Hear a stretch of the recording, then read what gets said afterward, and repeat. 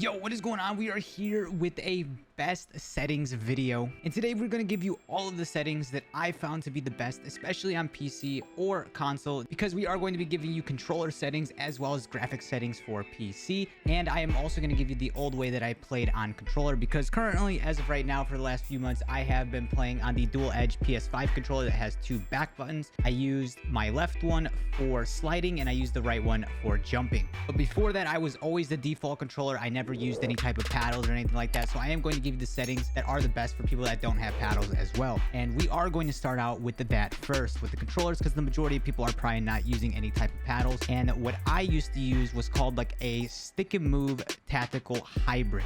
That's how I used to do it. Now, when it comes to the horizontal and vertical, this game seems like it needs to be a little bit higher than the previous ones because it's a little crazier on the movement. So usually I was on 6.6, I believe, but now I have bumped it up to 7.7. And some people even might go like 8.8. That could also feel pretty good. But yes, that is what I'm currently using right now, 7.7. But for the button layout, I have it currently at default because I am on a controller with back buttons. But the way I used to play is my jump was R3. So we would set the jump, stand, mantle over to R3. The slide was X. I used to slide with X. Yes, it might be a little weird to some people, but this worked out very nicely for crazy movement that a lot of people ask, like, oh, do you have back buttons? Are you using some type of scuff or something like that? But no, I just had crazy movement because of the way I had my buttons bound. And now if we scroll down to the melee finishing move body shield, it is going to be circle, technically kind of like the tactical mode where you would punch with circles. So that's how I would punch on this game, and I would slide with X. So when I would have R3 as my jump and my X as my slide, I was able to have my thumb kind of like this over the X button and on the R3 at the same time. If that makes sense, I was able to aim while sliding at the same time, which some people struggle with doing. I also started aiming with R2 and L2 again instead of L1 and R1. I used to play on flipped as well because it felt better, but now that I have back buttons on the controller, it felt kind of weird using that. So,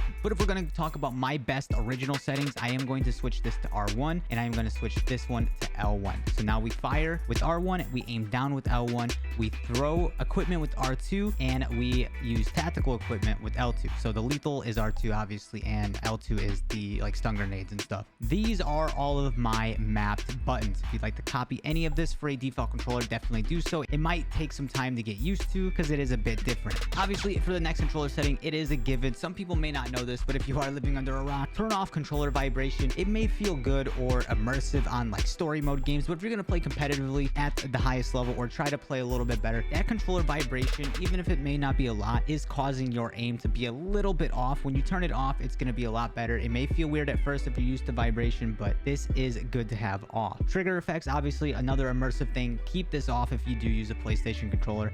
Not definitely worth it. And for dead zone inputs, this is going to be different for everybody. And actually, speaking of which, I forgot to change this. Usually I change this. I did change it on my console, but since I'm on PC, it actually reset. I usually have my left stick min, I believe at 1 or 3. I can't remember exactly. I'm gonna put it at 3 for now and try it in game, but the default is 15. So this is what I usually play with. This is gonna make it to where it's more sensitive while you're like moving left, right, up, down, aiming and all that good stuff. So this is gonna be more responsive having this down. It's gonna be a lot more sensitive. So if you have stick drift, this is the kind of stuff that you would mess with. You would try to like bump some of these things up to make your stick drift less likely to happen. But this is what we have right now. If you'd like to try any of that out, again, this is gonna be different for everybody depending on the stick drift you have on your controller. Also, for the sensitivity multiplayer in the aiming tab, if you click show more, I usually use my ADS sensitivity at 0.90. Again, I forgot to change this now being on PC, but this is usually what I put this at, is at 0.90. Everything else, it just really depends, you know, test it at your own will, what you like. Now, there are some different aim response curves down here. Here in aiming advanced settings, there are more settings you can mess with here. I have all mine set to default. My aim is really good as is, but there's an aim response curve type that you can mess around with as well. We currently have it at standard, so if you'd like to keep it at standard, just don't even mess around with it. And everything else in this is going to be the same. But over in movement, we do have a couple of things change. All this stuff up here is going to be the same. My slide behavior, my slide dive behavior, I actually turned off the dive on the game right now, because when I have both slide and dive on, like the hybrid, my slide felt kind of delayed. This is something I still need to test out a little bit, but currently I only have slide only on, so I don't accidentally dive. Diving can be good in certain situations, but sliding is super responsive when it's the only thing you have to worry about. So I've been sliding around,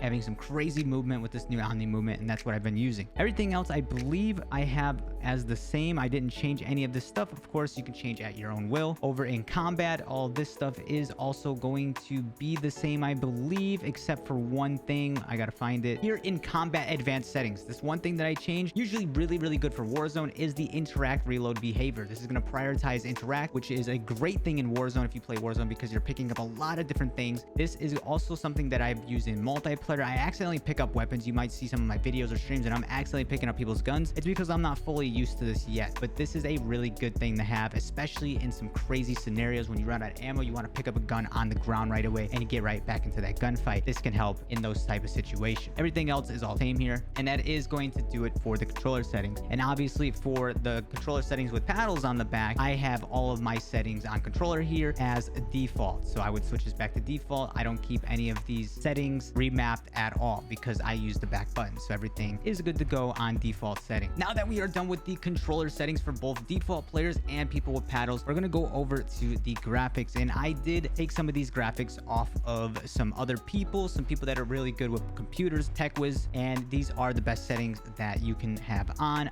for PC players. Obviously, I'm playing on full screen borderless. This allows me to switch over to a multiple monitor screen without having to tab out, click the Windows key or anything like that. Of course, you could play on full screen exclusive. This may help reduce some of the resources your computer is using. If your computer's on the lower end, you may want to use full screen exclusive, or even windowed mode could help. But full screen borderless is very clean. It's usually the one that is the greatest to have on. Of course, display monitor is going to be different for you. Your display adapter, mine's 4080 Super, and then your screen refresh rate is all going to be different. Resolution 1440p, all this stuff is nothing to worry about. If we go down here to display gamma brightness, all that, I think this is the first setting you need to change. Here is the NVIDIA reflex low latency. We have it on plus boost.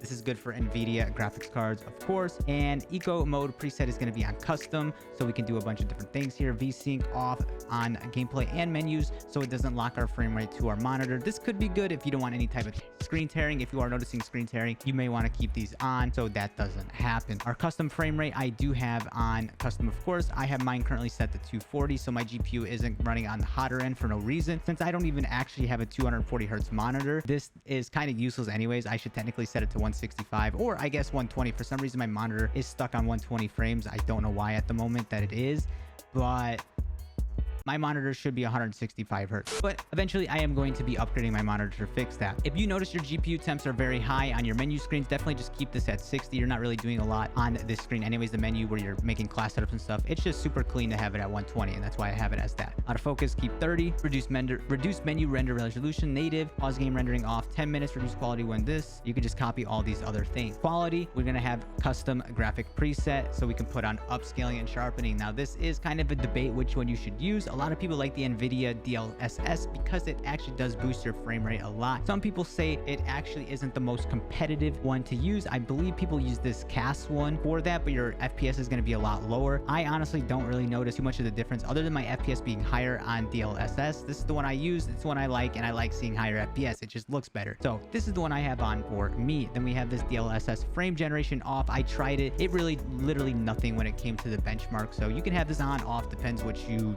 feel about it. VRAM scale target is currently at 80. I haven't touched that. Texture resolution very low. Texture filter anisotropic.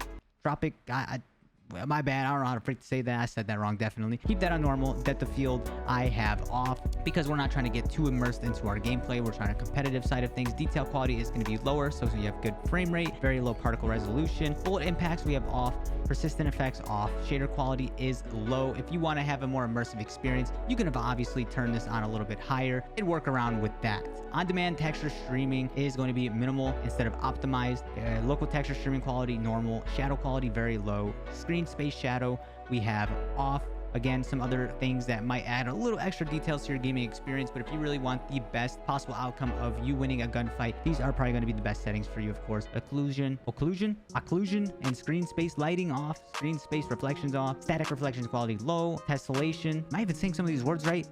Volumetric quality low, deferred physics quality off, water quality, all these things are off down here, so make sure you turn all those down too because they're kind of useless. For view motion reduction preset, we don't even have that on. I'm pretty sure that's off as is. The only thing I'm pretty sure I changed on this screen was my field of view, which is a very important thing. I have mine personally set to 110. That's what I've been using for the last couple of years. Of course, whatever you're comfortable with, you can use. If you like default, if you like 120, go with whatever it is that you like. And then all these other things I have, these right here, world motion blur and weapon motion blur. I have these off because it looks very tacky. It's another immersive thing in game, but this could hurt your eyes. If your eyes are hurting in game and you may not know why screens are hurting your eyes very fast, it's probably because of the motion blur stuff that's causing like nausea and things like that. So make sure you have these off for a better experience. And everything else here is I'm pretty sure is default. I didn't touch any of that. And if you want to test any of your settings out, you can go to this benchmark. It'll take you into a private match and help you out. Obviously, all audio things, it's going to be different to your liking. I have this set the way that I do, so it's good for my streaming and videos and set up all correctly.